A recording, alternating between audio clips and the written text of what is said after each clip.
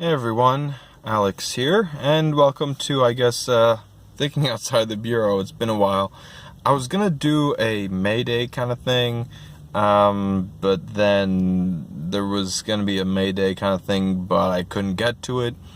Then I was thinking maybe May 5th, because, Marx's birthday. Apparently I didn't know about that. Apparently it's 200th birthday. But I didn't really know about that, and I didn't know about that in advance, and thus I didn't really do anything. So I guess a week after that is not that bad, right? I just realized that I didn't really, this is after the recording of what I think I'm gonna put this clip into the middle. I didn't really get into thinking outside the bureau, as I call it. When people have alternatives, they're usually able to kind of satisfy themselves. If you can, if for instance, if a proprietor has proprietors have alternatives all over. They can just invest in this thing or that thing, and then they get profit, or uh, principal and interest. That being from debt. Like the debt that's paid back to them. Why are my glasses always so lopsided here? I never noticed that, but it really looks that way. Huh. Anyways, um, so and then in terms of workers getting what they want, they could perhaps work somewhere else, or they could, just kind of control the industries that they work in, just collaborating with the people who are doling out the money, and kind of collaborating that way, and having strikes and saying, okay, we're not going to do this until you pay us more, or let us have some kind of employee stock options or something like that. So, or they could just find another job. That's what should be the situation, but our economy doesn't really lend well to that, because they're not really paid well in the first place. So that would have to kind of be worked out. As I mentioned, just having more options, maybe being able to have small businesses. If the best can have their own businesses, then the remaining people who work would be paid more, because then it's like, hey, there's not that many, and thus nearing full employment, and thus wages rise, as they did in the middle of the 20th century. At least that's what I heard. And then for consumerism, well, I mean, it just kind of happens for or almost all industries, except for healthcare and education, childcare, and a couple others, I guess, and possibly rent. Rent is often expensive in places where it should be much cheaper, considering that there's a lot of property that just isn't being used. But I don't know. Maybe the regulations are in the way. Who knows? But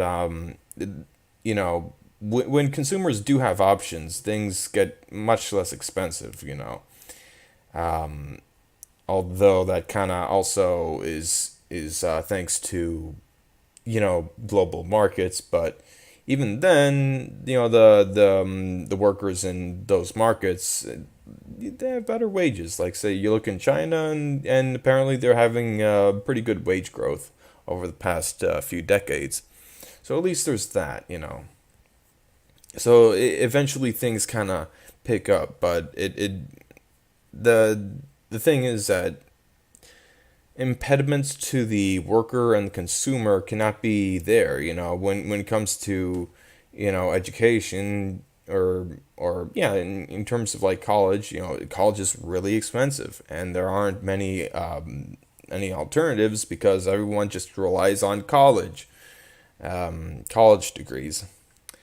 And in terms of, like, say, healthcare, there's just the hospitals, and you have to use a certain kind, because that's just what's authorized. You can't go with some alternative, because that's just, kind of a black market or a gray market.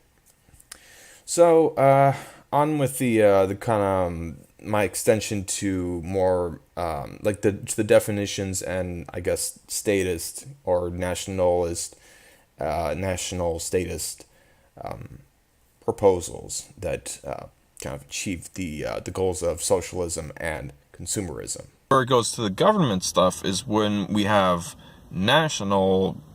I don't call it national socialism. I call it national consumerism. That's where you get your Medicare for all, college for all, taxpayers pay for this service, and it's basically free to the consumers, and thus it is good for the consumers, and thus it is consumerism.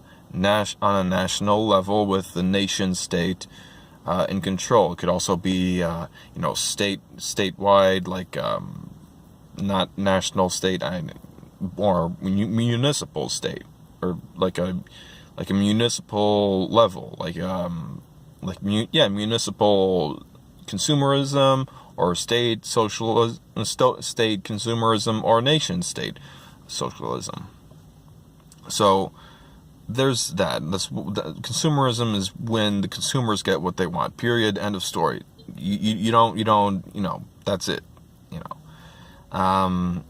It also kind of depends on, if there's a government involved, it kind of, relies on there being agency, like the agents in the government actually reflect what the consumers want. Like if the majority of the agents are elected by the citizens, i.e. the consumers, then okay, it's close enough. That's close enough to consumers being in control. Now, National Socialism would be maybe like the doctors are in control, which actually is kind of, not like on a nation, like everyone in the nation scale, but considering that there is the I think American Doctors Association, I think it was ACA or ADA, the Doctors Association, doctors union's pretty strong. So yeah, the doctors have a lot of control. So there they have socialism. They're paid well. And yeah, they charge a lot, but the doctors are paid really well, even though they work long hours. So maybe that's not what they want, but I don't exactly know the entirety of that situation. But if it was, say, National Socialism, then it would require that the state would require that that those doctors would own that, or in education's case, teachers or professors or something like that. If it's mandated by the nation state, it's national. If it's not, then it's just socialism. And I don't know why I'm waving my hand. I like to express, let me think. As for proprietarism, I don't think that's even a word. So I don't know.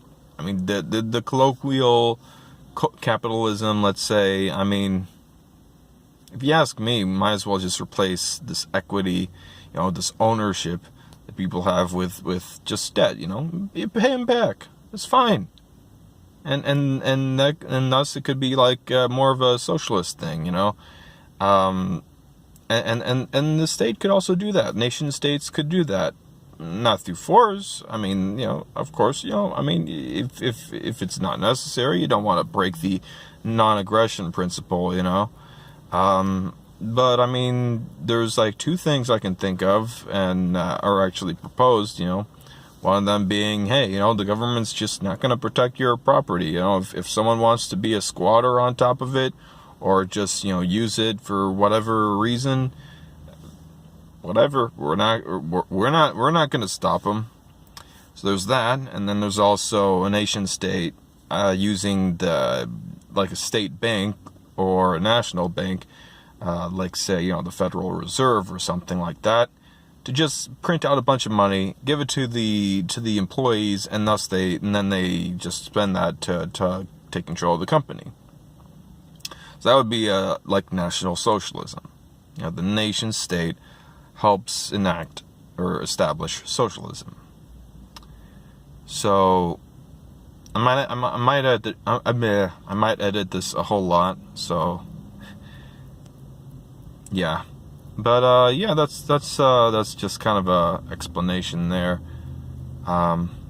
Proprietarism is, it's not really good for the consumers nor the producers, the workers. So that's that.